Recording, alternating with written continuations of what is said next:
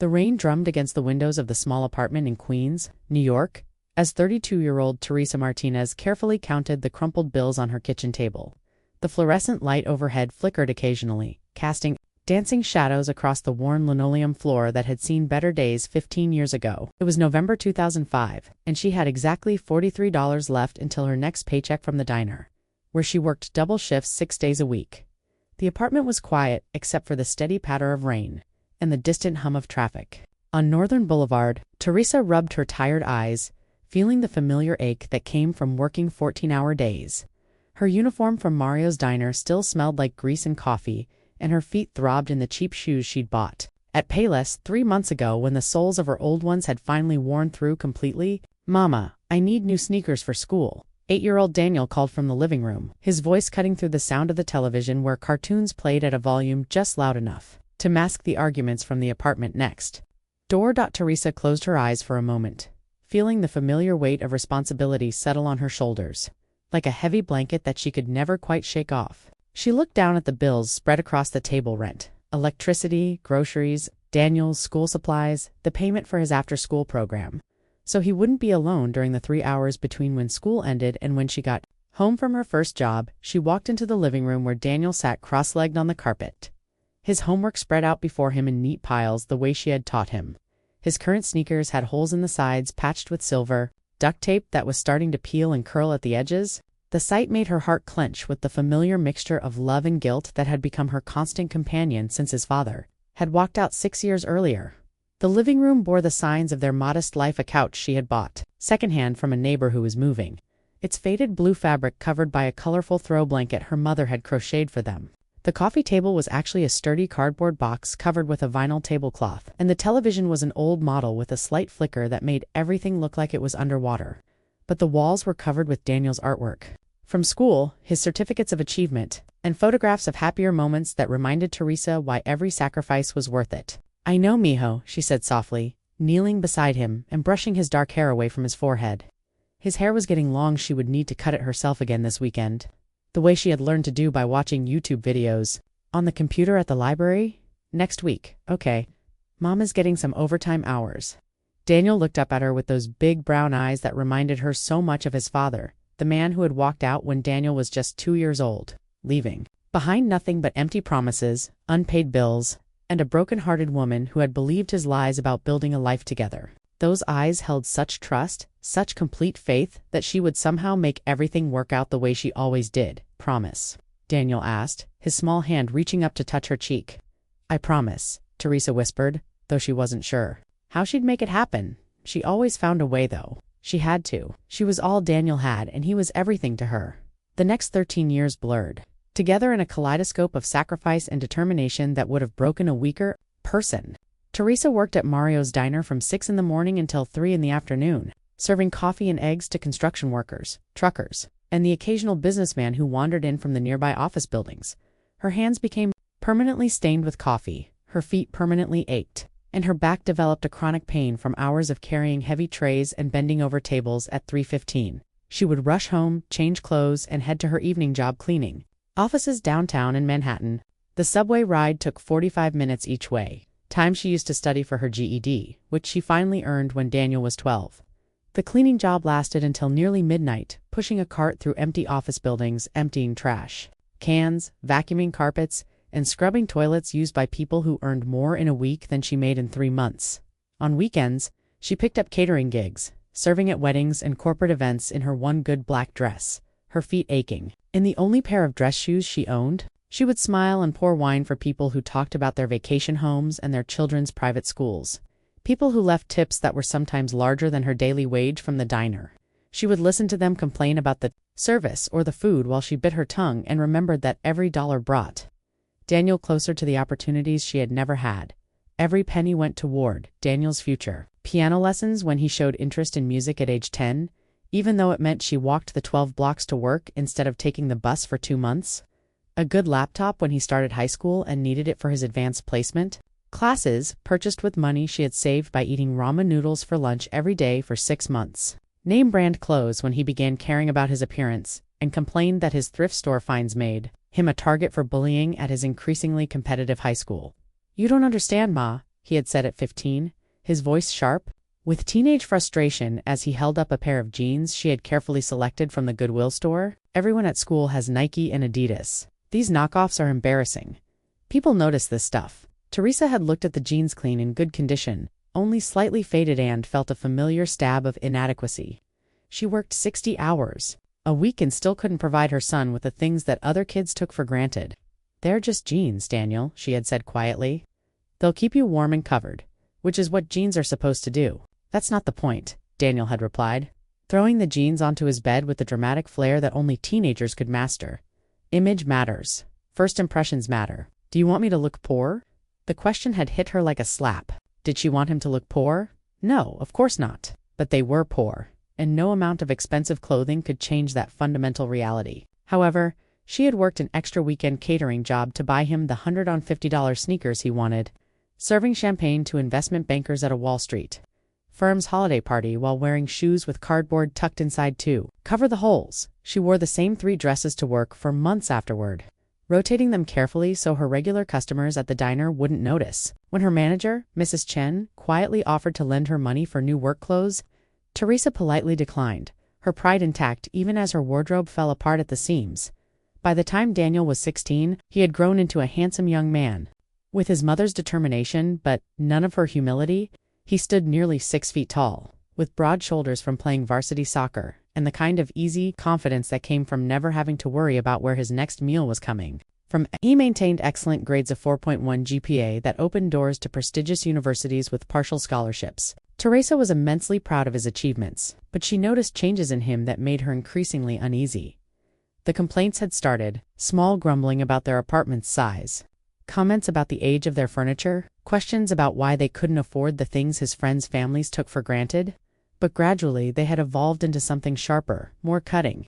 "Why can't we live in Westchester, like Tommy's family?" Daniel complained one evening as they sat in their small kitchen eating leftover rice and beans, a meal she had stretched for 3 days by adding different vegetables and spices each night. "His dad's a lawyer. His mom doesn't have to work. They have a house with a yard and a 2-car garage." "Because this is what we have?" Teresa replied quietly, stirring her food around her plate and trying not to let his words sting. "And we're grateful for it. Grateful." Daniel's voice rose, and she could see him looking around their small kitchen with the critical eye of someone seeing it through other people's perspectives. "Ma, you work like a slave, and for what? So we can live in this tiny apartment and eat the same meal 3 times a week, so I can wear clothes from thrift stores and take the subway everywhere while my friends get dropped off in their parents' BMWs.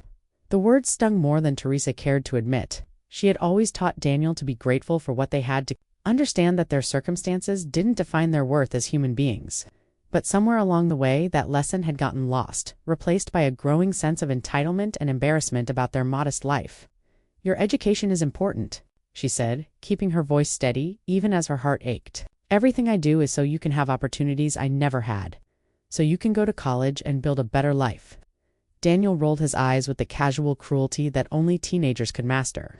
"Whatever, Ma. I'm going to Tommy's house to study. His parents actually have a quiet house where people can concentrate." The criticism was implied, but clear their apartment was too small, too noisy, too chaotic for serious academic work.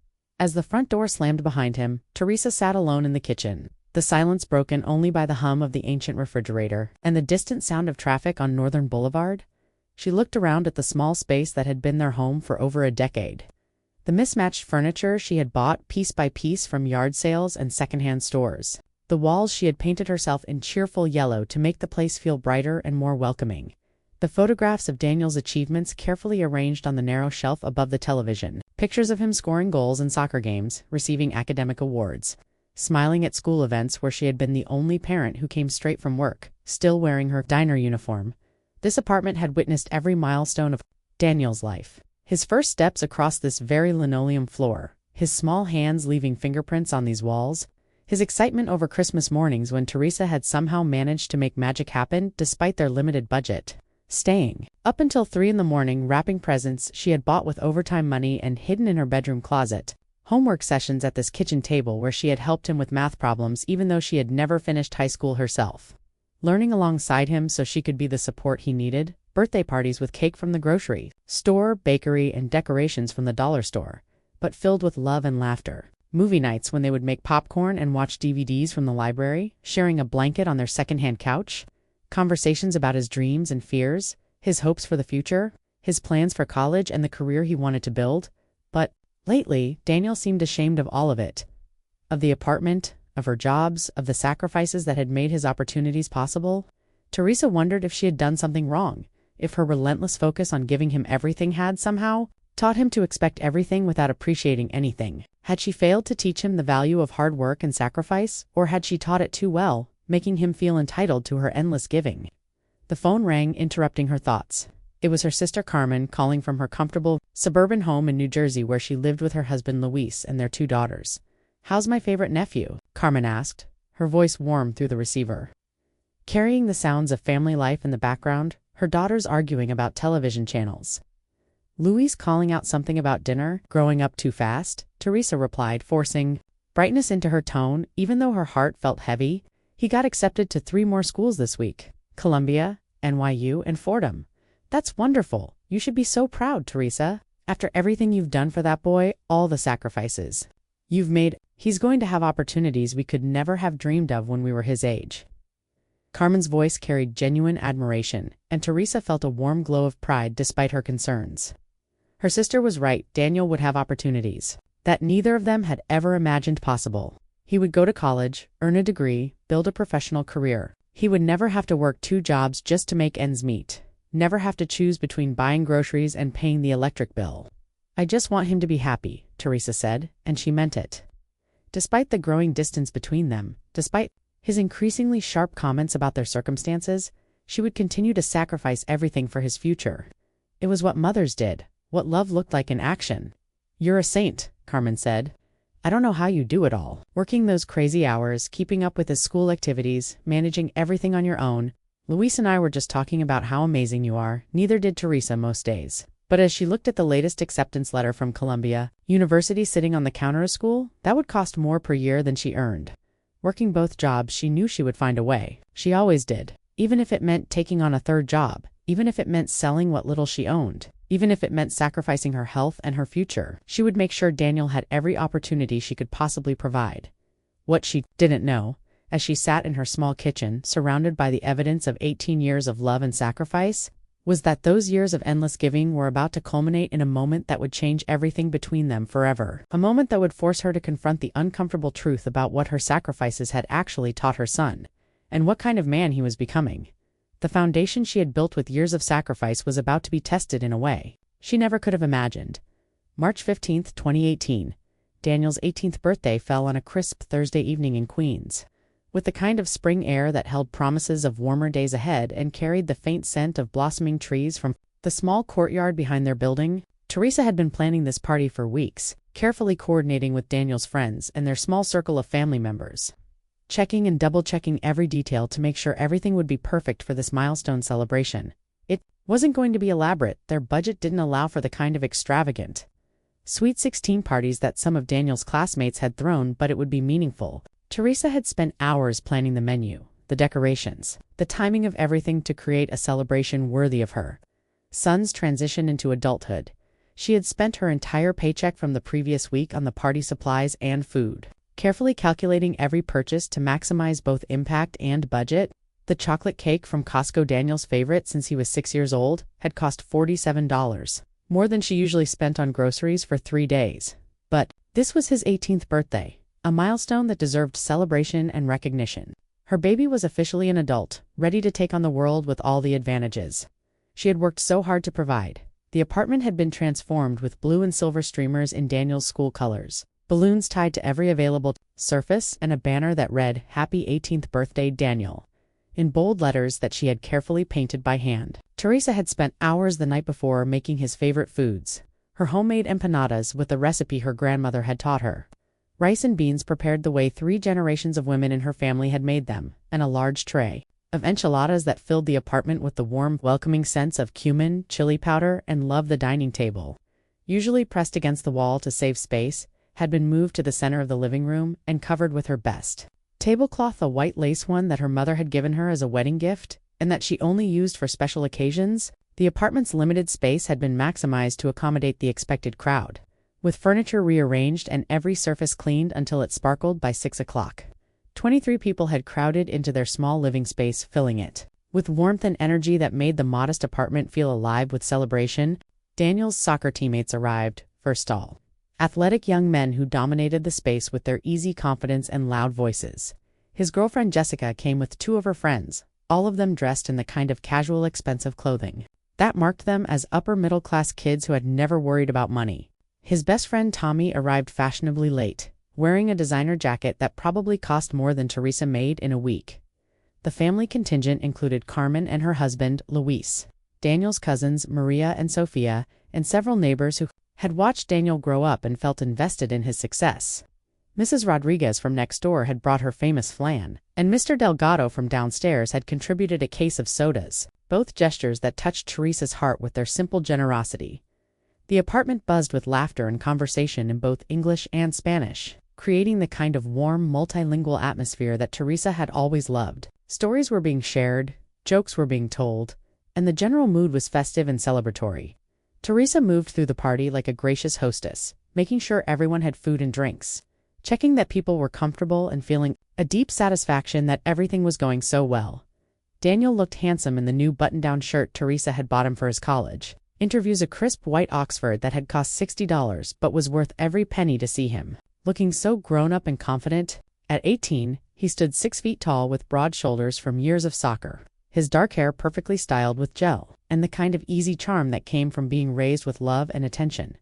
He moved through the party with the confidence of someone who had never doubted that he was the center of attention, accepting congratulations and joking with his friends, clearly enjoying being the guest of honor. Teresa watched him from the kitchen doorway, her heart swelling with pride and love as she observed the young man she had raised, the boy she had sacrificed everything for.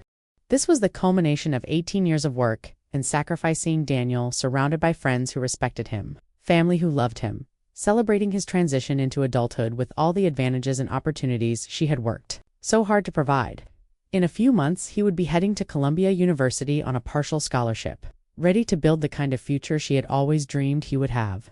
"Teresa, you've outdone yourself," Carmen said, appearing at her elbow with a plate of empanadas. "Everything looks beautiful and the food is incredible. Daniel is so lucky to have you." "Thank you," Teresa replied, though her attention was focused on Daniel, who was telling an animated story to a group of his teammates about a soccer game where he had scored the winning goal. His face was animated, his gestures expansive, and she could see the charismatic leader he was becoming. "Speech? Speech," Tommy called out, raising his red Solo cup filled with soda. The call was picked up by others until the entire room was chanting for Daniel to make a speech. Daniel grinned and climbed onto the coffee table, his friends cheering around him as he raised his hands for quiet. The room fell silent, except for the occasional giggle from Jessica and her friends. Okay, he said, gesturing for quiet, with the confidence of someone comfortable being the center of attention. "I just want to thank everyone for coming tonight. This is pretty cool, having all my favorite people in one place." Teresa beamed, expecting him to acknowledge her efforts, maybe even thank her for the years of sacrifice that had brought them to this moment. She had prepared herself for the emotional speech that 18-year-olds sometimes gave at milestone birthdays, perhaps even tearing up a little as he recognized everything she had done for him. "And I especially want to thank my girlfriend Jessica for putting up with me," Daniel continued, pulling Jessica close as she blushed prettily, and his friends whistled and cheered. "And my boys for always having my back. Tommy, Miguel, Carlos, you guys are the real MVPs." Teresa's smile faltered slightly as she waited for him to mention her, to acknowledge the woman who had worked herself to exhaustion to make this night possible, but Daniel's speech continued without any reference to her efforts or sacrifices. "Here's to the future, to college, to new adventures, and to never forgetting where we came from," Daniel concluded, raising his cup as everyone cheered and applauded. Teresa forced her smile back into place, pushing down the disappointment that threatened to spoil the celebration. He was 18, surrounded by his peers, probably feeling awkward about getting sentimental about his mother in front of his friends. She shouldn't expect public recognition for being a parent. That wasn't why she did what she did. "Time for cake," Carmen announced, and everyone gathered around the small dining table where Teresa had carefully arranged the chocolate cake with 18 candles. The flames casting a warm glow over the faces of everyone crowded around the table as Daniel blew out the candles. Everyone cheered and began calling for cake. She moved forward with the knife, ready to cut the first slice for the birthday boy, as tradition dictated and as she had done every year since his first birthday. "Wait," Daniel said, his hand covering hers on the knife handle. His touch was firm, deliberate. Stopping her mid-motion, Teresa looked up at him, confused by the interruption. "What do you mean, mijo?" "The cake," Daniel said, his voice casual but carrying an edge of authority that she had never heard before. "It's just for my friends. You know, the young people." A strange silence fell over the room, like a blanket dropped over a noisy birdcage. Teresa felt the eyes of everyone present on them, watching this interaction with growing discomfort.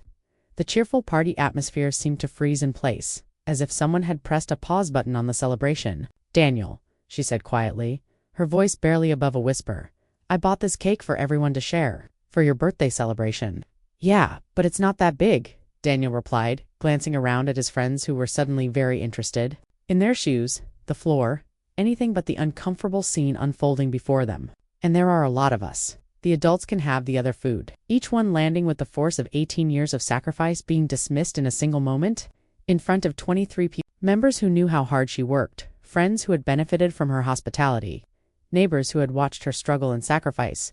Her son was telling her she couldn't have a piece of the cake she had bought for his birthday with money earned from hours of back-breaking work.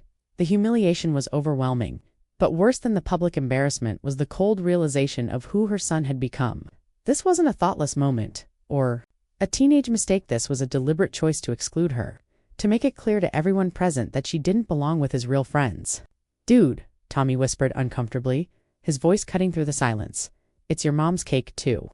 Daniel's jaw tightened, and Teresa could see the stubbornness that she had once found endearing in a small child, but that now seemed cruel and calculating.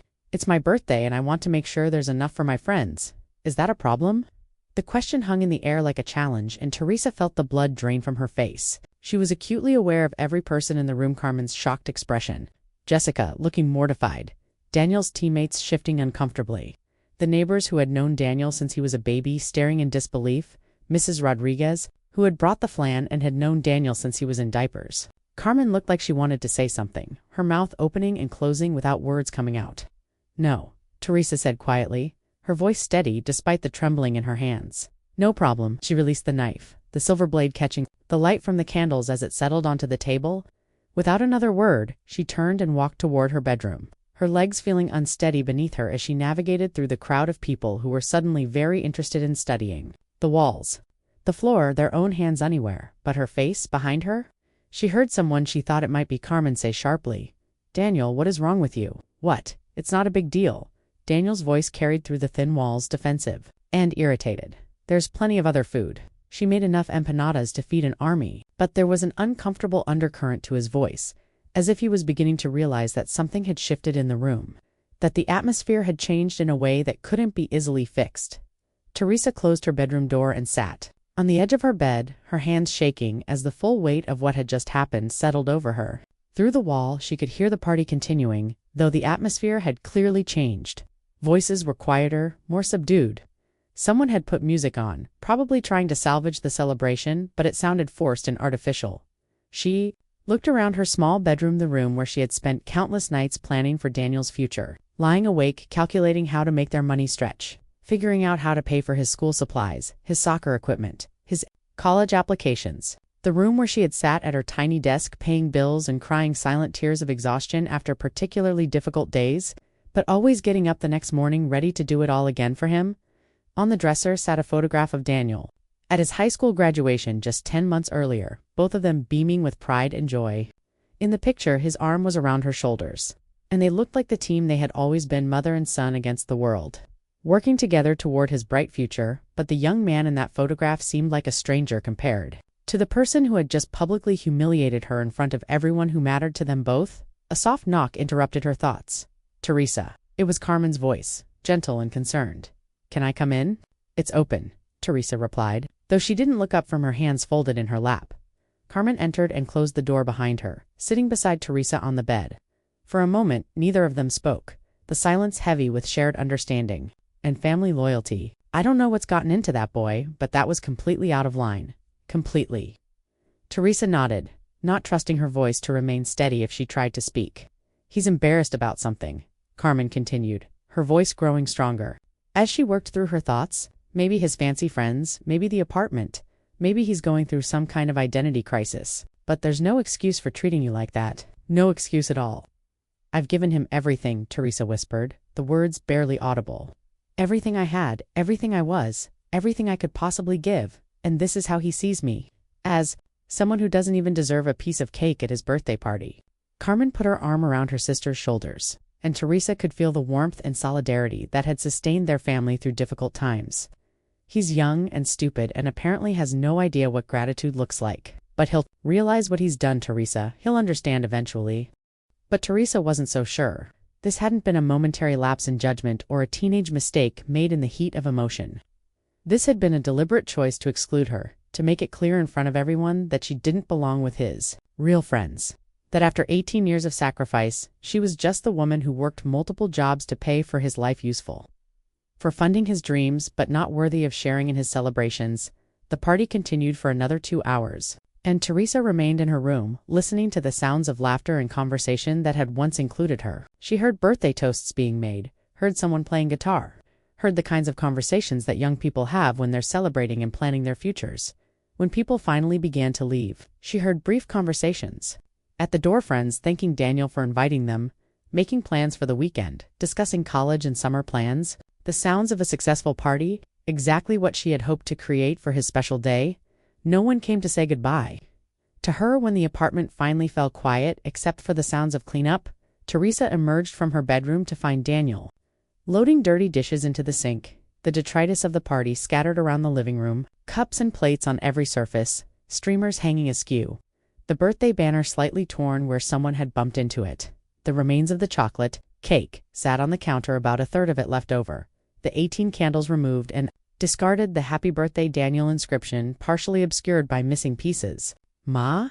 Daniel said, without turning around, his voice carrying the casual tone of someone who considered the evening's conflict resolved. "You can have some cake now if you want." The casual dismissiveness in his tone was the final straw. Teresa looked at her son, this young man she had raised and sacrificed for, this person she had poured her life into creating, and felt something fundamental shift inside her, like tectonic plates moving deep beneath the earth's surface. "No, thank you," she said quietly, her voice steady and calm in a way that should have warned him that something had changed. "I'm not hungry anymore." Daniel shrugged and continued washing dishes, seemingly unaware that everything between them had just changed forever. That the mother who had spent 18 years saying yes to his every need had just said no for the first time in his life. Later that night, as Teresa lay in bed listening to Daniel talking on the phone with Jessica, laughing about something that had happened at the party, rehashing the evening as if it had been an unqualified success, she made a decision that would alter both of their futures in ways neither of them could yet imagine. She had spent 18 years investing everything in someone who had just demonstrated that he didn't value her at all. Maybe it was time to invest elsewhere. Maybe it was time to remember that she was a person with her own worth, her own dreams, her own right to respect and dignity. The birthday that was supposed to celebrate Daniel's transition into adulthood had instead marked the end of Teresa's willingness to sacrifice everything for someone who saw her sacrifices as his birthright rather than her gift. The next morning, Teresa woke up with a clarity she hadn't felt in years, as if someone had cleaned a window that she hadn't realized was dirty. The spring sunlight filtered through her bedroom curtains, casting gentle patterns on the wall, and for the first time in months, she didn't feel the familiar weight of exhaustion pressing down on her chest like a physical burden. Something had shifted during the night. Some fundamental understanding about her life and her worth that changed the very air she was breathing. Daniel was still asleep. When she left for her morning shift at Mario's diner, his bedroom door closed, and no sounds coming from within, asking him to pick up groceries or simply telling him she loved him and hoped he had a good day. Today, she left nothing, no note, no reminders, no expressions of love that had gone unappreciated for too long. The diner was busy with the usual Friday morning crowd, construction workers grabbing coffee and egg sandwiches before heading to job sites, office workers in wrinkled suits picking up breakfast to eat at their desks, retirees enjoying leisurely meals while reading newspapers and discussing the weather. Teresa moved through her routine with mechanical precision, taking orders and refilling coffee cups while her mind worked through the implications of the previous night. She had been serving these same customers for years, learning their preferences, remembering their names, becoming part of the fabric of their daily routines. Mr. Peterson always ordered 2 eggs over easy with wheat toast and black coffee. Mrs. Yamamoto wanted her coffee light and sweet with a blueberry muffin, warmed but not toasted. The construction crew from the site down the street shared jokes and complained about their foreman, while ordering enough food to fuel a small army. For years, she had taken pride in this work, in being reliable and professional despite the low PE and long hours. But today, she found herself wondering what else she might be capable of if she weren't pouring all her energy into supporting someone who saw her efforts as an inconvenience rather than a gift. "You, okay, Teresa?" asked Mrs. Chen, the diner's owner, during a brief lull between the breakfast and lunch rushes. Mrs. Chen was a small woman in her 60s who had emigrated from Taiwan 30 years earlier and built a successful business. "Through sheer determination and 16-hour workdays, you seem different today." Teresa paused in wiping down the counter. Considering the question, Mrs. Chen had been kind to her over the years, occasionally slipping her extra shifts when money was particularly tight, never complaining when Teresa had to adjust her schedule for Daniel's school events or medical appointments, always treating her with the respect that had been notably absent from her own home the night before. "I'm fine," Teresa said, then reconsidered. "Actually, I've been thinking about some changes." "What kind of changes?" Mrs. Chen asked, settling onto a stool at the counter with the cup of tea that marked her brief afternoon break. "I've been working 2 jobs for 13 years, Teresa said slowly, still processing her own thoughts as she spoke them aloud for the first time. "Maybe it's time to think about what I want for a change, instead of just what other people need from me." "Your boy's going to college soon, right?" "Columbia? Yes, in the fall." The words came out flat, lacking the pride and excitement that usually accompanied any mention of Daniel's college acceptance. "That's expensive," Mrs. Chen observed. Teresa's smile was bitter, carrying the weight of years of financial stress and sacrifice. "Very expensive. But maybe that's his problem to figure out now." Mrs. Chen raised her eyebrows but didn't press for details, understanding that some family conflicts were too personal to share with outsiders, even well-meaning ones. That afternoon, instead of rushing to her cleaning job downtown as she had done every weekday for over a decade, Teresa made a phone call that surprised even her. She called in sick to her evening job, the first time she had ever done so, unless she was genuinely ill with a fever or stomach flu. The lie came easily, perhaps because she was sick, just not in a way that medicine could cure. Then she walked 6 blocks to the Queens Public Library, an imposing brick building that she had visited countless times with Daniel when he was younger, but had rarely entered for her own purposes. She found an empty computer terminal and sat down to begin researching something she had never allowed herself to consider: her own future. For the next 3 hours, she explored possibilities that had been invisible to her for 18 years. Community college programs, vocational training courses, even 4-year degree programs designed for working adults who had been forced to delay their education for family responsibilities. She had been so focused on Daniel's education for so long that she had never considered pursuing her own dreams, had never even allowed herself to think about what those dreams might be. The Queens Community College nursing program caught her attention immediately. It was a 2-year associate degree program, with classes offered in the evenings and on weekends to accommodate working students. The curriculum looked challenging but manageable, covering subjects like anatomy, pharmacology, and patient care that seemed both interesting and practical. Most importantly, the starting salary for registered nurses in New York was nearly double what she currently made working both her jobs combined. She read testimonials from other adult learners, women who had gone back to school after raising children, immigrants who had rebuilt their careers in America, people who had made dramatic life changes in their 30s and 40s. Their stories filled her with a hope she hadn't felt in years. A sense that her life didn't have to be limited to serving other people's dreams while her own remained buried under layers of responsibility and sacrifice. The application deadline was in 6 weeks. 6 weeks to completely reimagine her future. When she arrived home that evening, Daniel was in the living room playing video games, surrounded by the remnants of the previous night's party that he hadn't bothered to clean up. Empty cups and plates were scattered across the coffee table. Streamers hung limply from the ceiling, and the birthday banner was still taped to the wall, though one corner had come loose and was curling toward the floor. "Where were you?" he asked without looking away from the screen, his thumbs moving rapidly over the controller as he navigated some complex virtual battlefield. "I needed you to call Columbia about my housing deposit. They're being weird about the paperwork." "I was at the library," Teresa replied, hanging her jacket on the coat rack by the door and looking around at the mess that would normally have sent her immediately into cleaning mode. "The library? Why?" His tone suggested that the library was an odd destination for someone like her, as if intellectual curiosity was somehow beyond her capabilities. "Research."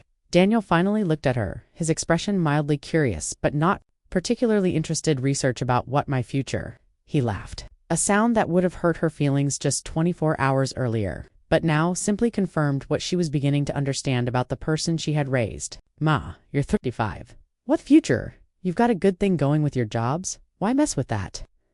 Teresa looked at her son, really looked at him and saw a stranger. When had he become so casually cruel? When had her sacrifices taught him that her dreams were laughable, that her potential was limited to serving his needs? The same future I've been putting on hold for 18 years, so you could have yours, she said calmly, her voice carrying a new authority that made Daniel glance up from his game again. Daniel's attention had already started to return to his video game, the conversation clearly over in his mind. Whatever. Can you make dinner? I'm starving, and there's nothing good in the kitchen. Make it yourself, Teresa said, and walked to her bedroom, leaving Daniel staring after her in confusion. It was such a simple phrase, 3 words that she had never spoken to him before. In 18 years of motherhood, she had never once told him to take care of his own basic needs. She had always been available, always ready to cook, clean, drive, help, support, sacrifice. The novelty of her refusal seemed to short-circuit his understanding of how their relationship worked. Over the next several weeks, Teresa began making changes that went largely unnoticed by her son, who was too absorbed in his own concerns to pay attention to the quiet revolution happening around him. She applied to the nursing program and was accepted pending completion of prerequisite courses. She enrolled in evening chemistry and anatomy classes that would prepare her for the program. Using money she had been saving for Daniel's college expenses, she even went to the financial aid office at the community college and learned about grants and scholarships available to adult learners. The financial aid counselor, a kind woman named Patricia Rodriguez, walked her through the application process and helped her understand that her low income actually qualified her for significant assistance. You'd be surprised how many people your age come back to school, Patricia told her as they reviewed the paperwork. Single mothers who are ready to focus on their own careers once their kids grow up, you're not alone in this. Most significantly, Teresa made an appointment with a lawyer, something she had never done before. Despite years of financial struggles and bureaucratic challenges, the lawyer's office was in a small building above a bodega in Astoria, and the receptionist spoke both English and Spanish, immediately putting Teresa at ease. Maria Santos, the attorney, was a woman in her 40s who had built her practice serving the immigrant and working-class communities of Queens. Her office walls were covered with certificates and photographs showing her at community events, advocacy rallies, and professional conferences. She had the kind of presence that suggested both competence and compassion. Teresa had never owned much, but what she did have was more substantial than most people realized. The small apartment was actually a co-op that she had been slowly buying over the past 12 years, building equity with each monthly payment instead of simply paying rent to a landlord. What had started as a rent-to-own arrangement had evolved into actual ownership. Though Daniel had never seemed to understand or appreciate this achievement, she had a modest but steady retirement account from her years at the diner, money that Mrs. Chen had helped her set up, and that had been growing quietly for over a decade. She also had a life insurance policy worth $50,000 that had always been earmarked for Daniel's future, purchased during those early years when she was terrified of leaving him orphaned and unprovided for. More importantly, Teresa's grandmother had left her a small property in Puerto Rico's Simple House, on 2 acres of land that had been sitting empty for 5 years since her grandmother's death. Recent development in the area, driven by mainland Americans seeking vacation homes and remote work locations, had increased its value to nearly $80,000. Teresa had always planned to sell it eventually to help pay for Daniel's college expenses, seeing it as a final gift from one generation to the next. I want to change my beneficiaries, she told Maria Santos, sitting across from her desk in a chair that was more comfortable than any furniture in her own apartment. All of them? Maria asked, reviewing the documents Teresa had brought: insurance policies, retirement account statements, property deeds that represented a lifetime of careful financial planning despite limited resources. All of them? May I ask why? Maria's voice was gentle, non-judgmental, but Teresa could see the professional curiosity in her eyes. Teresa hesitated, then found herself telling the story of the birthday party, of years of sacrifice that had culminated in that moment of casual cruelty. As she spoke, she saw understanding dawn in Maria's eyes, the recognition of a story that was unfortunately common among the women who came to her office seeking to reclaim their own lives. I've spent 18 years building a future for someone who doesn't value what I've given him, Teresa concluded. I think it's time to invest in people who understand what a gift looks like. Who would you like to designate instead? Maria asked, her pen poised over a legal pad. Teresa had been thinking about this question for days, ever since she had started seriously considering this dramatic change in her plans. There's a scholarship fund at my son's high school for students who can't afford college. low-income kids who work hard but don't have family support. I want everything to go there. Maria nodded approvingly. That's a beautiful way to honor your values and ensure that your resources help people who will truly appreciate them. And I want to set up a fund now, while I'm alive, not just something that happens after I'm gone. I want to see the impact of my choices. They spent the next hour working out the details of what would become the most satisfying financial decision Teresa had ever made. She would sell her grandmother's property in Puerto Rico and use the proceeds to establish a scholarship fund immediately. Her life insurance policy and retirement account would continue to feed the fund after her death, creating a lasting legacy that would help deserving students for decades to come. The apartment would eventually be sold, with proceeds also going to support young people who understood the value of education and opportunity. Daniel would inherit nothing. As she walked home from the lawyer's office, Teresa felt lighter than she had in years, as if she had been carrying a heavy backpack for so long that she had forgotten what it felt like to move freely. For the first time since Daniel was born, she was making decisions based on her own values, rather than his immediate needs or long-term benefit. The neighborhood looked different, somehow brighter, more full of possibility. She noticed things she had been too tired or preoccupied to see before. The way the afternoon light fell across the storefronts on Northern Boulevard, the sound of children playing in the small park near the subway station, the smell of fresh bread from the bakery she passed every day but had never had time to enter. That evening, Daniel emerged from his room wearing a new shirt she hadn't seen before, an expensive-looking polo shirt in a shade of blue that complemented his eyes perfectly. "Where did you get that?" she asked, not accusingly, but with genuine curiosity. "Tommy gave it to me," he said, not meeting her eyes. "His dad gets free stuff from his law firm. Corporate gifts or whatever." "It's nice," Teresa said, though she noticed the way he avoided eye contact and wondered if the story was entirely true. "Yeah, well, I need to look good for college," Daniel replied, his tone suggesting that this was obvious and that she should understand the importance of appearances. "Speaking of which, when are you going to send in the deposit for Columbia? The deadline is next week, and they're starting to send reminder emails." Teresa looked at her son, this young man she had raised to believe that her role was to make his dreams possible regardless of the cost to herself, regardless of how he treated her in return. "I'm not," she said simply. Daniel's head snapped up, his eyes wide with surprise and something that might have been panic.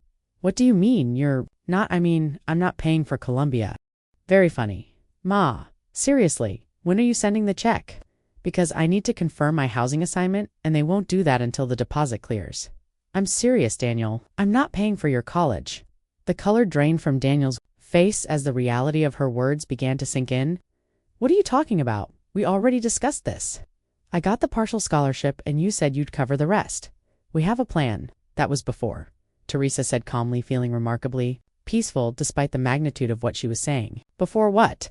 His voice was rising now, taking on the edge of panic that came with having his assumptions challenged. "Before I realized that you don't actually value what I sacrifice for you. Before I understood that you see me as someone who exists solely to make your life possible, without any worth or dignity of my own."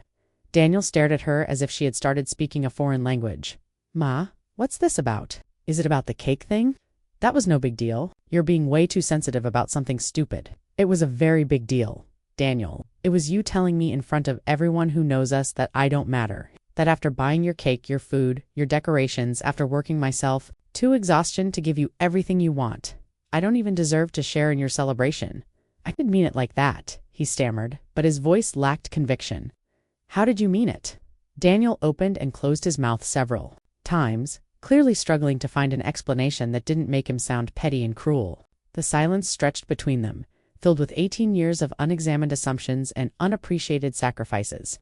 "Look," he said finally, his voice taking on a wheedling tone that he probably thought was persuasive. "Maybe I was wrong about the cake, but Ma, you can't just decide not to pay for college because your feelings got hurt. That's not fair." "I can decide how to spend my money based on my values," Teresa replied, her voice steady and sure. "And I've decided to invest in people who appreciate what they're given." "What people? What are you talking about?"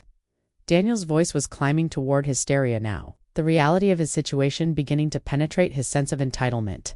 Teresa smiled, an expression that held no warmth but carried deep satisfaction. "Students who understand that education is a privilege, not a right. Young people who would never dream of disrespecting the person making their opportunities possible." "Ma, I already turned down the other schools. Columbia is expecting me in the fall. I've told everyone where I'm going." "Then you'd better figure out how to pay for it." "How am I supposed to do that? I'm 18, I don't have any money. The same way thousands of other 18-year-olds do it every year. Student loans, work-study programs, additional scholarships. You're a smart young man, Daniel. I'm sure you'll figure something out. As Daniel stared at her in shock, Teresa felt something she hadn't experienced in years. The power to choose her own path. The quiet revolution had begun, and there was no going back. 6 months later, Teresa Martinez stood in front of the bathroom mirror in her new studio apartment in Flushing, adjusting the navy blue scrubs that marked her dramatic transformation. From waitress and cleaning lady to nursing student, the fabric was crisp and professional, a far cry from the grease-stained uniforms and worn clothing that had defined her working life for so many years. At 36, she was one of the older students in her program, but her years of hard work and sacrifice had prepared her for the rigorous schedule of classes, clinical rotations, and study sessions that filled her days with purpose and possibility. The apartment was smaller than the cope she had sold 6 months earlier, but it was hers alone, every decision, every piece of furniture, every color on the walls chosen because she liked it. Not because it would hide stains or accommodate someone else's preferences. The walls were painted a soft sage green that she had selected simply because it made her feel calm and peaceful. A small desk by the window held her textbooks and notebooks, evidence of the education she was finally pursuing for herself. After 18 years of supporting someone else's academic dreams, on the refrigerator, held by a simple magnet shaped like a stethoscope that one of her classmates had given her, was a photograph from the first scholarship ceremony for the Daniel Martinez Memorial Education Fund. The name had been deliberately chosen not because Daniel was dead, but because the son she had raised with love and sacrifice had died the night he decided she wasn't worthy of sharing his birthday cake. The fund had awarded full scholarships to 3 deserving high school seniors in its first year, including Maria Gutierrez, a 17-year-old who worked 20 hours a week at a grocery store to help support her family while maintaining a 4.2 GPA and participating in the debate team. "You remind me of someone I used to know," Teresa had told Maria at the ceremony, shaking the young woman's hand as she accepted her award. The girl's eyes had filled with tears of gratitude, and she had hugged Teresa with the fierce appreciation of someone who understood exactly what a gift looked like. The apartment was quiet now in the early evening hours, filled with the peaceful silence that Teresa had learned to treasure. No television blaring video games at maximum volume, no friends coming and going at all hours demanding food and attention, no constant requests for money, rides, or solutions to problems that could easily be solved with a little effort and responsibility. Just the soft hum of her laptop as she reviewed her notes for the next day's pharmacology exam and the distant sounds of her neighbors living their own quiet lives. Her grades were excellent. She had a 3.8 GPA and had been selected for the Honor Society for Nursing Students. Her clinical rotations at Queen's General Hospital had earned praise from supervising nurses who commented on her professionalism, her compassion with patients, and her natural aptitude for medical care. For the first time in her adult life, she was building something for herself, creating a future based on her own capabilities and interests rather than someone else's needs and dreams. A knock at the door interrupted her studying. Teresa checked the peephole and saw Daniel standing in the hallway, looking older than his 18 years and significantly less confident than the young man who had dominated his birthday party 6 months earlier. His Columbia University sweatshirt was wrinkled and had a small stain near the collar. His usually perfectly styled hair was disheveled and needed cutting, and his face had the pale, stressed look of someone who had been struggling for months. She hesitated for a moment, then opened the door. "Hi, Ma," Daniel said quietly, his voice lacking the casual confidence. She remembered, "Hello, Daniel." They stood there for a moment, mother and son who had become strangers by choice and circumstance. Teresa didn't invite him in immediately. Taking the time to study the young man she had raised and noting the changes that 6 months of independence had wrought. "Can we talk?" Daniel asked, his voice carrying a humility that was new and striking. What about everything. About college, about the money, about what happened at my birthday party, about how everything went so wrong between us." Teresa stepped back and gestured for him to enter. Daniel looked around the small apartment, taking in the textbooks scattered across the dining table. The simple but attractive furniture she had chosen for herself, the absence of any photographs of him or mementos from his childhood. The space felt adult and independent in a way that their old shared apartment never had.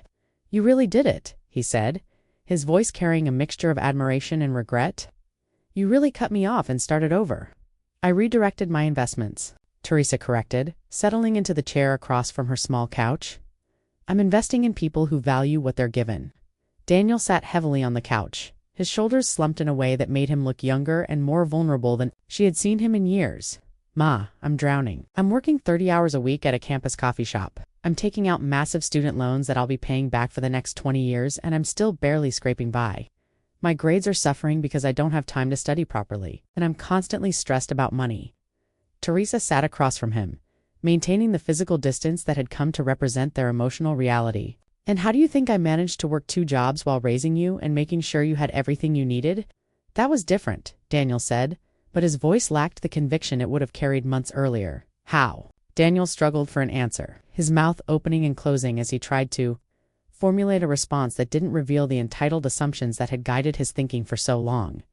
You're an adult. You chose to have a kid. It was your responsibility. And you chose to treat me like I didn't matter.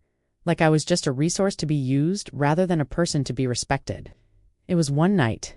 Daniel's voice rose in frustration, but there was desperation in it now rather than anger. One stupid mistake and you've destroyed my entire future. Teresa felt a familiar anger rise in her chest, but it was tempered now by months of distance, self-reflection, and the confidence that came from building her own life. One night that revealed 18 years of your attitude toward me. Do you think that was the first time you made it clear that you were embarrassed by me? By our apartment? By the jobs I worked to support your dreams? Daniel looked down at his hands, which were rougher now from months of working in a coffee shop washing dishes, cleaning equipment, handling hot drinks, and demanding customers. Maybe I said some things I shouldn't have. You said a lot of things. You made it very clear that you saw me as an obstacle to the life you wanted, rather than the person who was making that life possible. I was stupid, Daniel said quietly, his voice barely above a whisper. I was trying to impress my friends, trying to seem cool and independent. I didn't think about how it would hurt you. You didn't think about me at all. Teresa leaned forward, slightly, her voice taking on the tone of a teacher delivering an important lesson. Daniel, let me ask you something, and I want you to really think before you answer. In all the years I worked 2 jobs to support us, did you ever once offer to get a part-time job to help out? Daniel was quiet for a long moment, his eyes fixed on his hands. When I was deciding whether to buy you those expensive sneakers or pay for my own dental work that I had been putting off for months, did you ever suggest we find a less expensive option? Still no response. When you were accepted to Columbia, did you research less expensive schools that might offer you a better financial aid package? Did you even consider the financial burden you were asking me to take on? Ma. Daniel's voice was barely audible. No, you didn't. Because you had learned that my job was to sacrifice everything so that you could have everything. And when I finally said no, when I finally chose to invest in my own future, you called it destroying yours. Daniel looked up at her and she saw tears in his eyes, genuine emotion rather than the manipulative tears of a child trying to get his way. I'm sorry. I'm really, really sorry. I know I was wrong about the cake, about the way I treated you. I've had months to think about it, and I understand now how awful I was. I'm sure you do, so you'll help me. The hope in his voice was painful. To hear. Teresa stood up and walked to the window, looking out at the street below, where people were going about their evening routines, coming home from work, walking dogs, living their quiet lives without drama or crisis. The view was different from their old apartment. More trees and less traffic, more peaceful and reflective of the life she was building for herself. Daniel, do you know what I'm doing now? Going to school, I guess? I'm studying to be a registered nurse. In 18 months, I'll graduate with an associate degree and be making more money than I ever dreamed possible. I'm learning things I never thought I was smart enough to understand: anatomy, pharmacology, patient psychology. I'm building a future for myself. That's great, Ma. Really. I'm proud of you. And do you know why I'm able to do this? Daniel shook his head, though she suspected he was beginning to understand. Because I'm not supporting someone who takes me for granted. Because I'm not pouring all my energy and resources into someone who sees my sacrifices as his due rather than my gift. I don't see it that way anymore, Daniel protested. I understand now what you did for me. I appreciate it. Teresa turned back to face him, her expression gentle but firm. Don't you? You're here asking me to resume supporting you financially? You're not here because you miss me or because you want a relationship with me as a person. You're here because you need money. That's not true, Daniel protested, but his voice lacked conviction. When was the last time you called me just to see how I was doing? Daniel opened his mouth, then closed it, clearly unable to answer. When was the last time you asked about my classes, or my life, or anything that didn't relate to what I could do for you? The silence stretched between them, filled with the weight of months of no contact, except for the occasional text message asking for financial help that Teresa had stopped responding to. I thought so, Teresa said sadly. Daniel, I love you. You're my son, and that will never change. But I won't go back to a relationship where I exist solely to make your life easier while you treat me like an inconvenience to be managed. What do you want from me? Daniel asked, his voice breaking with genuine emotion. I want you to learn what I learned at 36 years old, that your value as a person isn't measured by what other people do for you. It's measured by what you do with what you're given, and how you treat the people who care about you. Daniel wiped his eyes with his sleeve, leaving a damp streak across the Columbia logo that had once represented his dreams and now seemed to mock his current reality. And if I learn that, if I change and become a better person, then maybe we can build a new relationship. One between two adults who respect each other, but not until then. Not until then. Daniel stood up slowly, understanding that the conversation was over and that his mother, the woman who had said yes to his every request for 18 years, was not going to rescue him from the consequences of his choices. At the door, he turned back to her with a question that seemed to have been weighing on him. The scholarship fund, he said. Why did you name it after me? Teresa smiled, the first genuine smile she had given him in months. Because the Daniel I raised, the little boy who used to help me fold laundry and tell me about his dreams, the child who was grateful for everything he received, he died the night you decided I wasn't good enough to share your birthday cake. This fund honors the memory of who you used to be and who you could be again if you choose to grow into a better person. After Daniel left, Teresa returned to her pharmacology textbook, but she found it difficult to concentrate. Her phone buzzed with a text from Maria Gutierrez, the scholarship recipient who had become something of a surrogate daughter to her.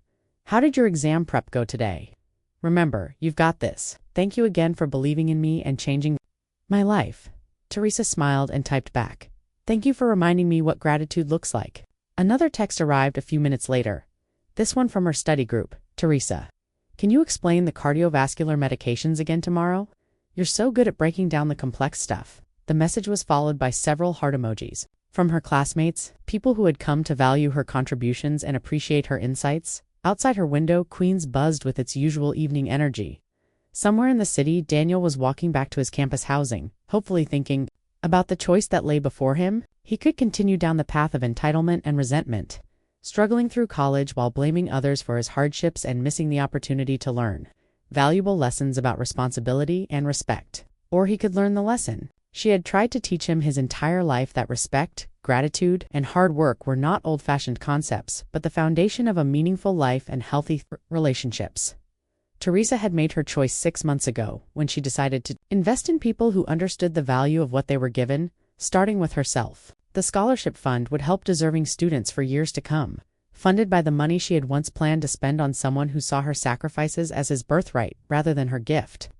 Each semester, she attended the award ceremonies and met the recipients, young people who worked multiple jobs while maintaining excellent grades, who helped support their families while pursuing their dreams, who understood that education was a privilege to be earned rather than an entitlement to be expected. As for Daniel, his future was now in his own hands. He could earn his way back into her life, not with apologies alone, but with the kind of person he chose to become. The birthday cake had been the catalyst, but the real issue had always been deeper. Whether he would learn to value the people who loved him before it was too late. In the quiet of her small apartment, surrounded by textbooks and dreams she had never dared pursue, Teresa Martinez finally understood what it meant to invest wisely. Some investments paid dividends in gratitude, respect, and love. Others taught expensive lessons about the price of taking people for granted. Time would tell which kind of investment Daniel would prove to be. But for the first time in 18 years, that was his choice to make, not hers. The woman who had once measured her worth by her son's achievements now measured it by her own growth, her own dreams, and her own capacity to help others who truly appreciated what they received. And in that transformation, she had found something more valuable than any inheritance she could have left behind. The respect and dignity that came from knowing her own worth. The quiet revolution was complete, and Teresa Martinez had finally learned to invest in herself.